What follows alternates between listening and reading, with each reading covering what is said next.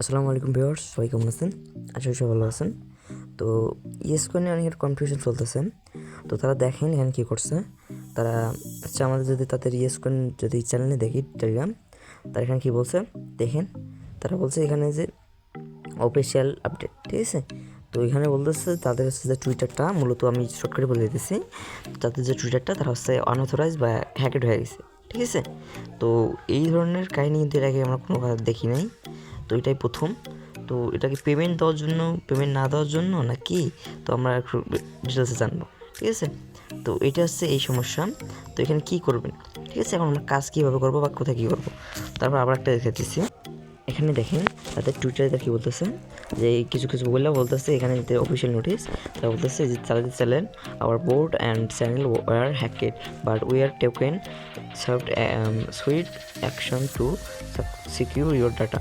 The hackers only managed take control of the board, but it remains fully intact and protected by us. ঠিক আছে। তো এইখানে তারা বলতেছে যে আমাদের যে টেলিগ্রাম চ্যানেলটা সেটা কিন্তু হ্যাক হয়ে গেছে, ঠিক আছে। টেলিগ্রাম চ্যানেল এবং বোর্ডটা, এখন কথা হচ্ছে যদি তাদের টেলিগ্রাম চ্যানেল বোর্ড হ্যাক হয়, তাহলে এখানে তারা বলতেছে টেলিগ্রাম চ্যানেল হ্যাক হয় নাই, টেলিগ্রাম টুইটার হ্যাক হয়েছে। এখানে তারা টুইটারে বলতেছে টেলিগ্রাম হ্যাক হয়েছে এবং বোর্ডটাও হ্যাক হয়েছে।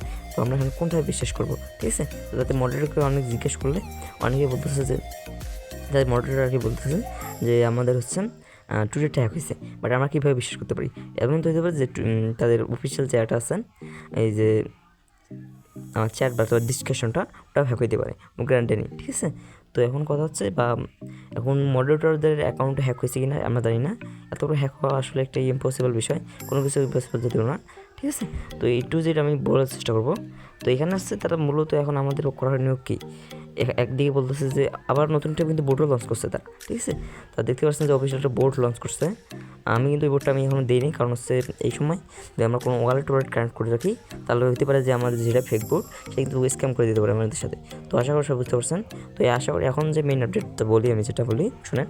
তো এইটা মূলত এখন কাজ করে আপনি একটু স্টপ করেন, আমরা যখন মেইনলি আপডেটটা পাবো তখন ইনশাল্লাহ আমার কাজ শুরু করবো আবারভাবে, ঠিক আছে, নতুনভাবে, ঠিক আছে। তার যেটা করেন সব ব্যবস্থা রাখেন।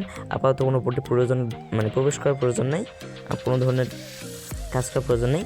সিম্পলি জাস্ট যে অবস্থায় আছে ওয়েবসাইট রাখি দেন। তো কারেন্ট ওয়ালেট থাকে তাহলে ডিসকাউন্ট রাখতে পারেন, ঠিক আছে।